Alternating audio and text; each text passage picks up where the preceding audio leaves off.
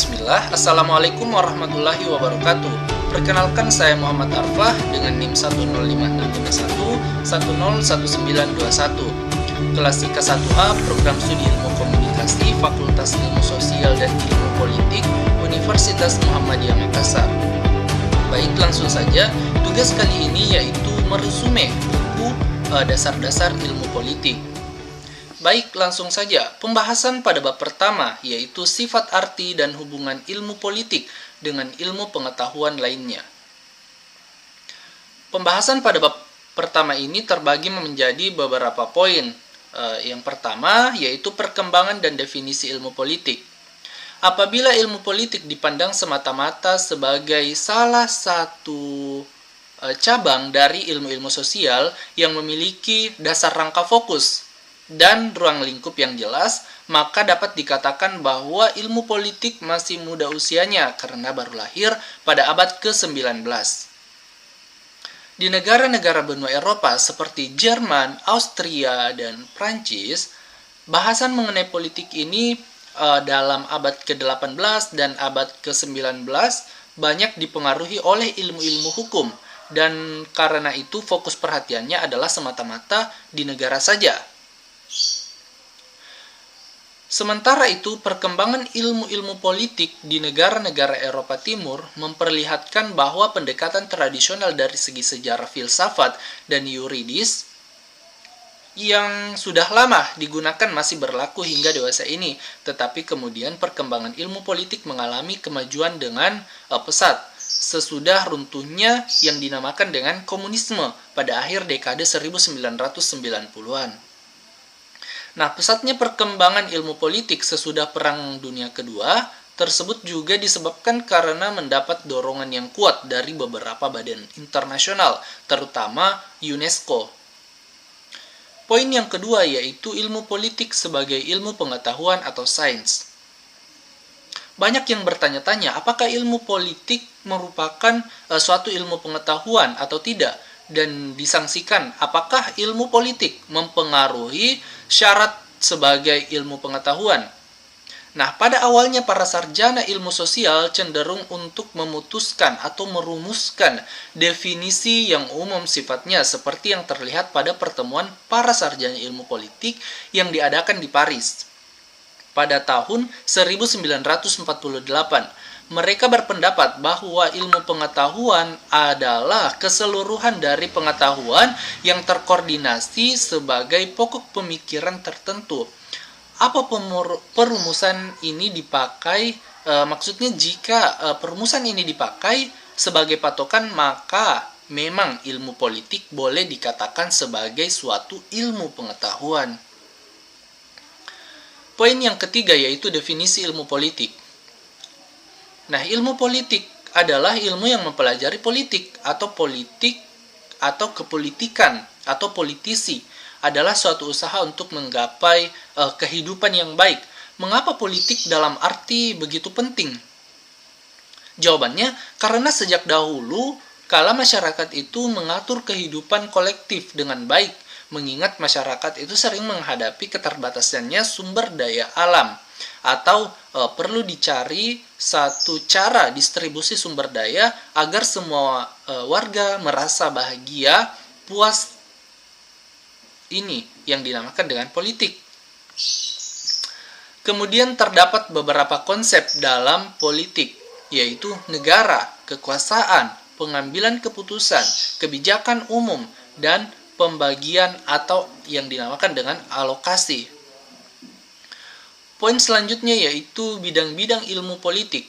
Nah, dalam bidang-bidang ilmu politik ini terbagi menjadi empat bidang yang diterbitkan oleh UNESCO pada tahun 1950. Poin yang pertama yaitu teori politik, di mana teori politik ini mencakup mengenai teori politik dan sejarah perkembangan ide-ide politik bidang. Kemudian yang kedua yaitu lembaga-lembaga politik, di mana dalam lembaga-lembaga politik ini mencakup mengenai undang-undang dasar, pemerintah nasional, pemerintah daerah dan lokal, fungsi ekonomi dan sosial dari pemerintah, kemudian yang terakhir yaitu perlindungan lembaga-lembaga politik. Nah, bidang yang ketiga yaitu partai-partai, golongan-golongan, dan pendapat umum. Nah, di sini mencakup mengenai partai-partai politik, golongan-golongan, dan asosiasi-asosiasi, partai warga, partisipasi warga negara dalam pemerintah dan administrasi, kemudian pendapat umum. Kemudian ada yang dinamakan poin keempat atau yang dinamakan pada bidang keempat, yaitu hubungan internasional, di mana hubungan internasional ini mencakup lagi mengenai politik internasional, organisasi-organisasi dan administrasi internasional, dan hubungan internasional. Poin selanjutnya yaitu hubungan ilmu politik dan ilmu pengetahuan lain. Nah, di dalam ilmu politik tentu juga ada keterkaitan dengan pengetahuan lain seperti sejarah, filsafat, sosiologi, antropologi, ilmu ekonomi, psikologi sosial, geografi, dan ilmu hukum. Baik, kita beralih ke bab 2, yaitu konsep-konsep politik. Di mana konsep-konsep politik ini terbagi menjadi beberapa poin. Nah, poin yang pertama yang akan saya jelaskan yaitu teori politik. Di mana teori politik adalah generalisasi yang abstrak mengenai beberapa fenomena dari penyusunan generalisasi teori yang selalu memakai konsep-konsep. Nah, konsep lahir dalam pemikiran manusia dan karena itu bersifat abstrak sekalipun fakta-fakta dapat dikatakan sebagai batu loncatan. Kemudian teori-teori ini termasuk dalam kelompok yang dibagi-bagi lagi menjadi 3 kelompok. Nah, kelompok yang pertama yaitu filsafat politik. Di mana filsafat politik ini menjelaskan bahwa mencari penjelasan yang berdasarkan rasio, ia melihat jelas adanya hubungan antara sifat dan hakikat dari dalam alam semesta dengan sikap dan hakikat kehidupan politik di dunia yang fana ini. Kemudian kelompok yang kedua yaitu teori politik sistematis. Nah, teori-teori politik ini tidak memajukan suatu pandangan tersendiri mengenai metafisika dan epistemologi tetapi berdasarkan dari atas pandangan-pandangan yang lazim yang diterima pada masa itu. Kemudian kelompok yang ketiga yaitu ideologi politik, di mana ideologi politik ini adalah himpunan atau nilai-nilai, ide-ide atau norma-norma, kepercayaan atau keyakinan yang dimiliki seseorang atau kelompok orang atas dasar di mana ia menentukan sikapnya terhadap kejadian dan problematika politik yang dihadapinya dan yang menentukan perilaku politiknya. Poin yang selanjutnya yaitu masyarakat. Nah, masyarakat ini adalah keseluruhan antara hubungan-hubungan antar manusia. Semua ilmu sosial yang mempelajari manusia sebagai anggota kelompok. Nah, poin yang selanjutnya yaitu negara, di mana negara ini merupakan integrasi dari kekuasaan politik negara.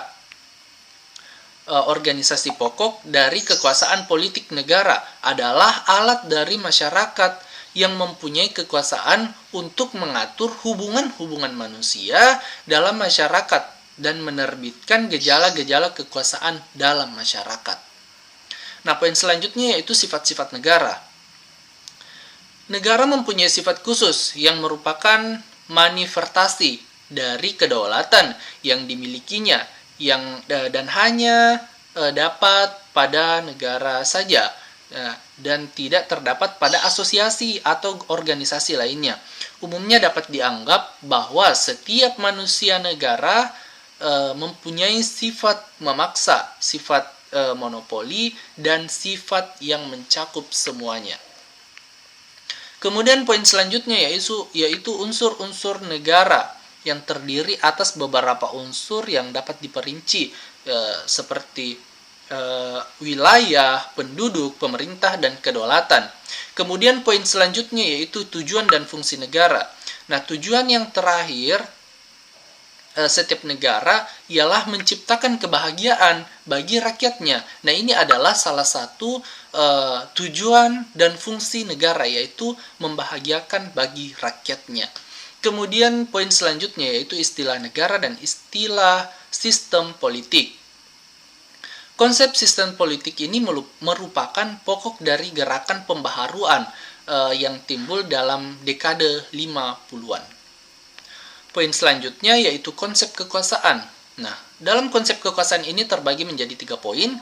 Poin yang pertama yaitu definisi, poin yang kedua yaitu sumber kekuasaan, poin yang ketiga yaitu otoritas atau wewengan. Kemudian selanjutnya yaitu pengaruh. Pada umumnya masyarakat berpendapat bahwa kekuasaan dapat mengadakan sanksi dan pengaruh. Baik, kita beralih ke bab selanjutnya yaitu bab 3. Di mana bab 3 ini menjelaskan mengenai berbagai pendekatan dalam ilmu politik. Nah, dalam ilmu politik ini dilakukan berbagai macam pendekatan maksudnya. Nah, ada yang dinamakan dengan pendekatan legal atau institusional, kemudian ada juga yang dinamakan dengan pendekatan perilaku. Nah, pendekatan perilaku ini timbul mulai berkembang di Amerika pada tahun 1950-an, sesudah Perang Dunia II.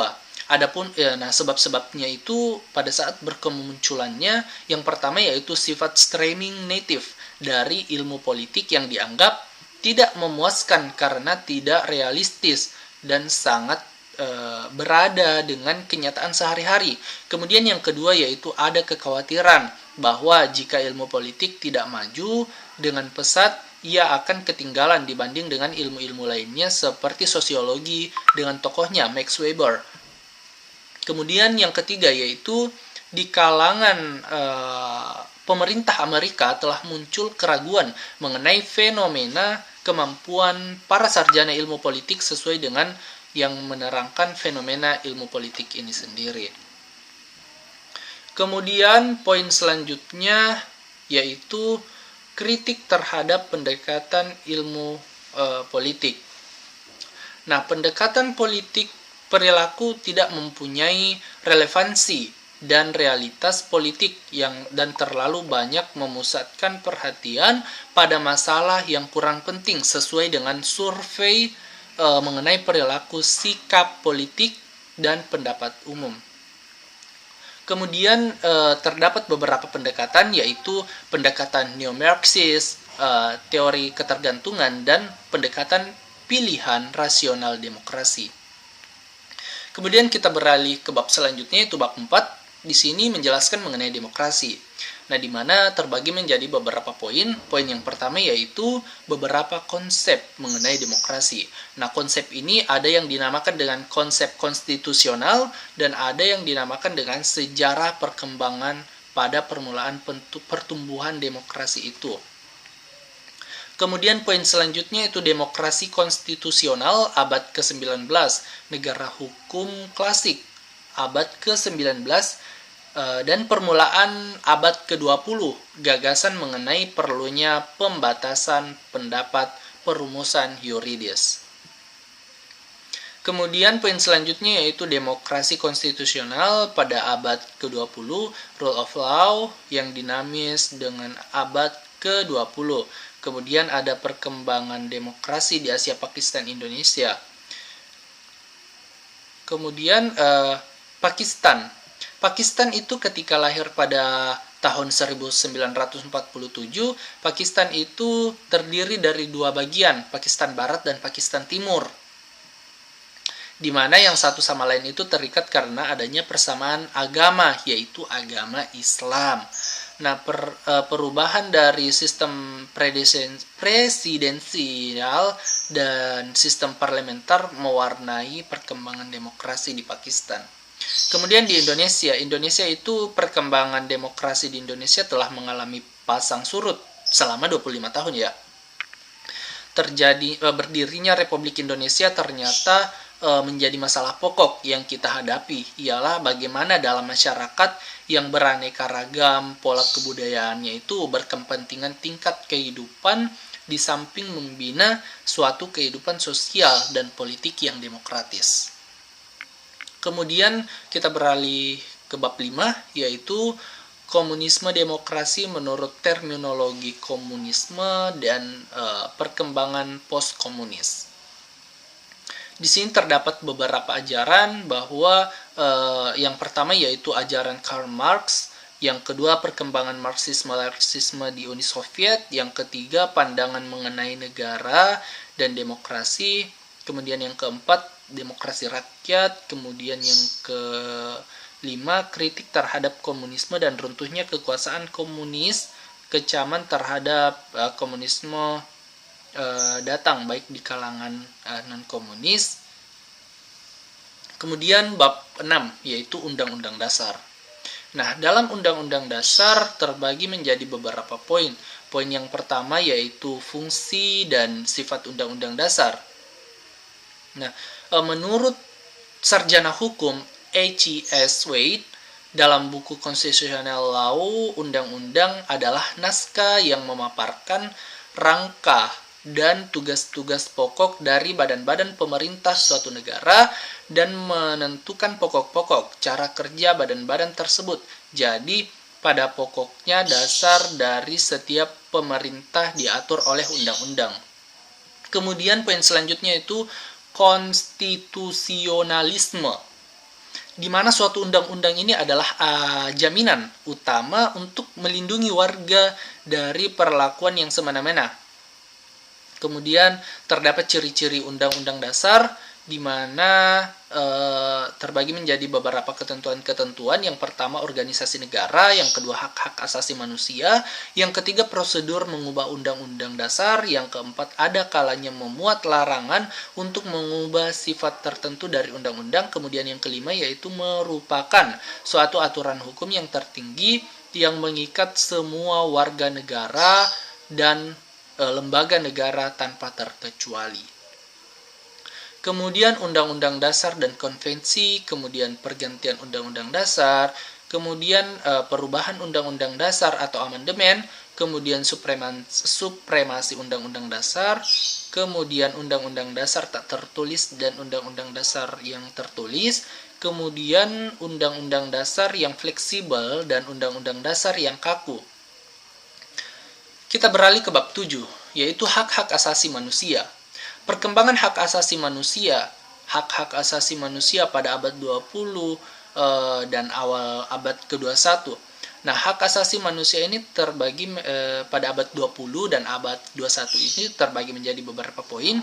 Poin yang pertama itu Deklarasi Universal Hak Asasi Manusia tahun 1948, yang ke-22, kemudian Demokrasi Konvenan Internasional, kemudian pendekatan dalam forum PBB, kemudian pembatasan dan konsep non-dirigible, kemudian masalah ratifikasi, kemudian hak dan kewajiban. Kemudian peran-peran negara di dunia ketiga.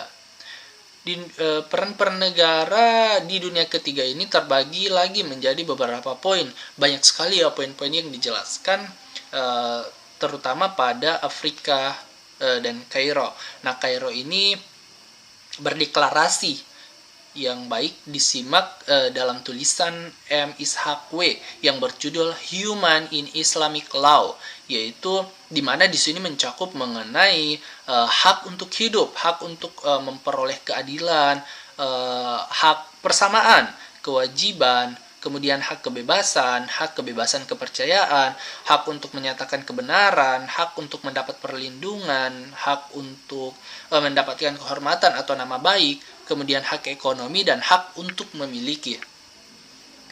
Kemudian ada negara Singapura dan negara Bangkok dan negara Vienna. Vienna ini sepertinya Vietnam ya. Kemudian hak asasi manusia pada abad ke-21. Kemudian ada juga hak asasi manusia untuk di Indonesia ya. Hak untuk manusia di Indonesia itu terbagi menjadi beberapa poin. Yang pertama, pada masa demokrasi parlementer, masa demokrasi terpimpin, masa demokrasi Pancasila, masa remote reserve mati, dan reformasi, hak untuk perempuan dan amandemen Undang-Undang Dasar 1945. Kemudian bab selanjutnya itu pembagian kekuasaan negara secara vertikal dan horizontal. Nah, dalam bab 8 ini terbagi lagi menjadi 2 poin. Nah, poin yang pertama yaitu tentunya vertikal. Nah, secara vertikal yaitu pembagian kekuasaan menurut tingkatnya, dan dalam hal ini yang dimaksud dalam pembagian kekuasaan antara beberapa tingkat pemerintahan. Secara horizontal yaitu pembagian kekuasaan yang menurut fungsinya. Kemudian ada yang dinamakan dengan macam negara federal. Di sini terbagi menjadi dua. Kemudian ada perkembangan konsep trias politika. Kemudian ada yang dinamakan trias politika di Indonesia itu dapat disimpulkan bahwa Indonesia itu menganut trias politika dalam arti pembagian kekuasaan. Kemudian bab selanjutnya itu bab 9, badan eksekutif, legislatif, dan yudikatif. Nah, badan eksekutif itu biasanya dipegang oleh badan eksekutif di negara-negara demokrasi. Badan eksekutif itu biasanya terdiri dari kepala negara seperti raja atau presiden. Kemudian terdapat beberapa wewenang badan eksekutif, beberapa macam badan eksekutif, badan legislatif, kemudian badan legislatif. Nah, badan legislatif ini mencerminkan salah satu fungsi badan, yaitu legislatif, yang membuat undang-undang negara demokrasi yang didasari oleh sistem perwakilan demokrasi. Kemudian terdapat beberapa fungsi, salah satunya yaitu untuk mengontrol. Kemudian ada badan legislatif di negara-negara otoriter, kemudian badan-badan legislatif di Indonesia, kemudian majelis kemasyarakatan permusyawaratan rakyat, kemudian badan yudikatif. Nah, badan yudikatif itu termasuk bidang ilmu hukum pada bidang ilmu politik. Kecuali di beberapa negara yang Mahkamah Agung memainkan peran politik berdasarkan konsep judicial review. Terbagi lagi menjadi beberapa poin, sangat banyak. Langsung saja, partisipasi dalam politik. Partisipasi dalam politik itu sifat dan definisi politik. Ada yang dinamakan partisipasi politik negara demokrasi, partisipasi di negara otoriter, partisipasi politik di negara berkembang. Kemudian ada yang dinamakan partisipasi politik melalui new social movement dan kelompok-kelompok kepentingan. Kemudian terbagi lagi menjadi beberapa jenis kelompok kepentingan dalam 4 kelompok, yaitu kelompok anomi, kelompok non-asosional, kelompok institusional, dan kelompok asosional. Kemudian bab selanjutnya yaitu bab 11, yaitu partai politik, di mana partai politik ini merupakan sarana bagi warga negara untuk turut serta melakukan partisipasi dan proses pengolahan negara.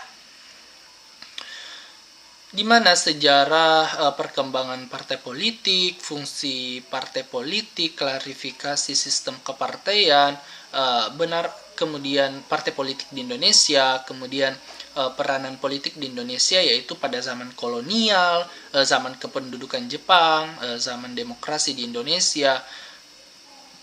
Kemudian bab terakhir yaitu bab 12, di mana menjelaskan mengenai sistem pemilihan umum.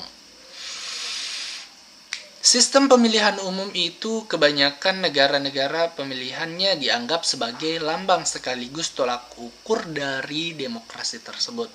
Kemudian terdapat keuntungan. Kemudian kelemahan dari sistem distrik itu salah satu kelemahannya yaitu kurang memperlihatkan kepentingan partai politik kecil dan golongan minoritas, apalagi golongan-golongan ini terpencar dalam berbagai distrik. Kemudian ada keuntungan sistem proporsional.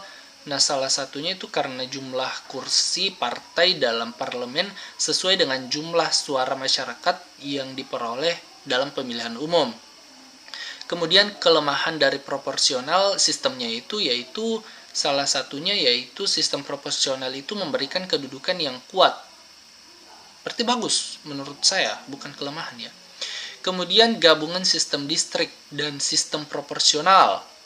Nah, kedua sistem ini jika seperti digabungkan, maka akan berbelit-belit seperti negara Jepang yang melakukan sistem ini, kemudian itu sistem distriknya itu sangat berbelit-belit.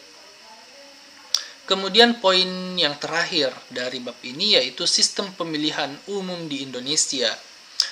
Sistem pemilihannya itu sangat banyak sesuai dengan zamannya. Pada zaman pertama yaitu zaman demokrasi parlementer, kemudian zaman yang kedua yaitu pada zaman demokrasi terpimpin. Di zaman demokrasi terpimpin ini tidak diadakan pemilihan umum. Kemudian pada zaman demokrasi Pancasila, nah karena gagal menjadi sistem partai itu karena gagal dalam melakukan pemilihan, sistem partai pemilihan umum, Presiden Soeharto itu mulai mengadakan beberapa tindakan untuk menguasai kehidupan kepartaian.